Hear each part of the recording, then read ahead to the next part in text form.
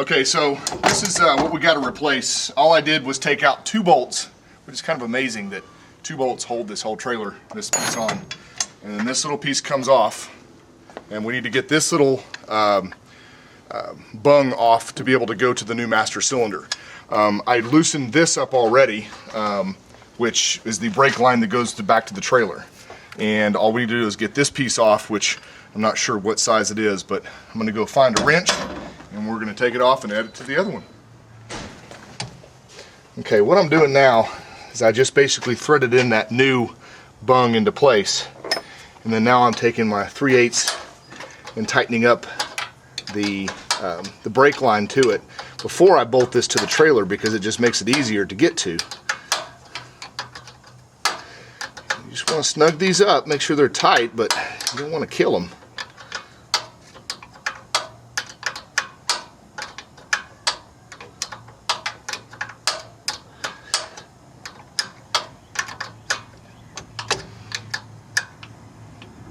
Here we go. I think that's it. Now I'm going to slide this guy on here. Looks like the bolts line up nice and neat.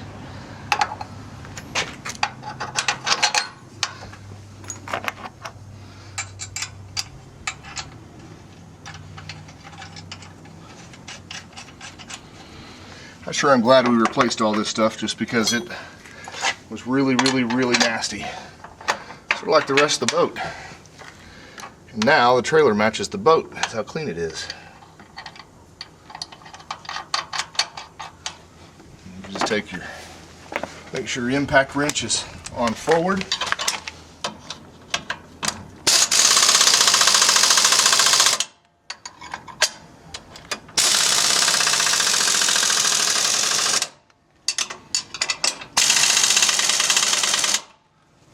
Simple as that. Now we just got to bleed the brakes. I'll show you a trick on that here in a second. Okay, so here's the magical trick on how to bleed trailer brakes. You notice that my receiver hitch is off my truck? Watch this. Just like you're pressing a brake pedal in a car, this is how it works. As you push in and pull back, we're actuating the brakes. So what we're going to do is we're going to add brake fluid to it. We're going to go back to the Zerk fittings, or the bleeder screws, at each one of the sides. And what we'll do is I'll put brake fluid in there, I'm going to pump it, and we'll release it on the other side to let the air out. We'll keep doing that little by little until we flush the entire system with brake fluid. I'm not sure if we got enough, but we're going to try. And if not, we'll just go up the street to my AutoZone and get it taken care of. Okay, this is what is left of our brake fluid after cleaning it or flushing the system. That is not supposed to be that color. It's like black.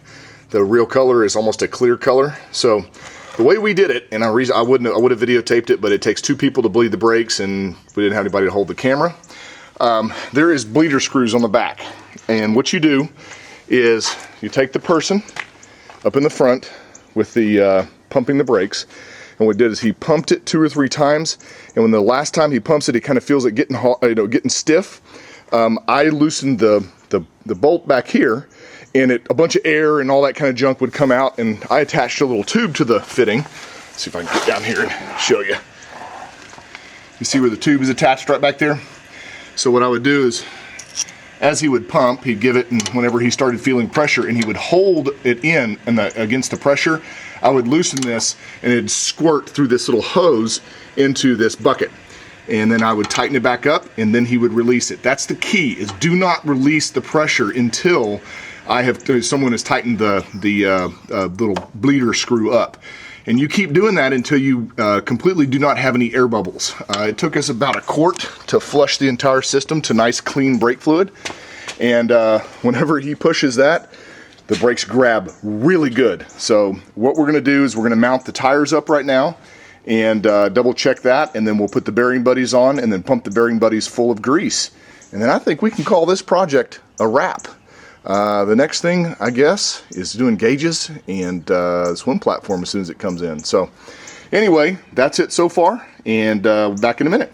Okay, so we're putting the bearing buddies back on, and all it is real simple. Just whack it back and forth until it's completely sealed. Easy greasy, that's all it is. Now we'll go get our grease gun, and we'll pump this guy full of grease. Oh, there it is right there. So what we're going to do, and it's probably going to take a bunch of grease because it's pretty dry in there.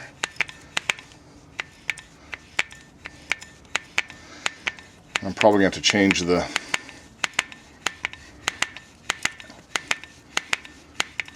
tube. Okay, I can hear it starting to press against it. You see how it's trying to push out against the spring.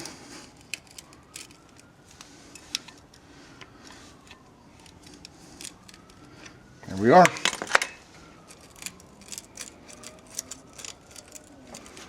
Okay.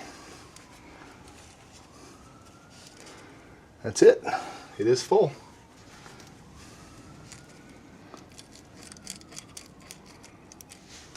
Then we put our little cover on, which we need to clean up because it's nasty. And it's not going to clean up very well. Just like that, we're all said and done. Guys, that's how you do brakes on a trailer. It's really not hard, it's just a whipping. It's very dirty. My hands are gross. The driveway's nasty, but took me, with the cost of the actuator and everything, probably $220 in parts. So we're done. We're about ready to hook it up to the truck and go out for a test drive, and I'll let you know how it works. Okay, let's see if I can get this done before the battery dies. All I can say is wow. It makes all the difference in the world to have the brakes on the trailer. They weren't working at all. Now I just barely have to press the brake pedal and it works beautifully. So well worth the money. Like I said, we figured about $200, $225 around that area in about 4 or 5 hours of pretty hard work. It was not easy, but it's done and it works. When we got up to the storage unit, I grabbed and reached back there and felt the hubs, and they're pretty warm. But I think that's just because you're using them as brakes. I mean, you stick your hand on your hubs on your car, they're 100.5, 200 degrees when you've been driving around using the brakes. So I'm gonna do a little research, but I think it's fine. They're freewheeling when the brakes are off, and they grab when the brakes are on. So I bet that's all you can ask for. So really great project. We'll do some more stuff down the way, but that's how you change brakes on a trailer.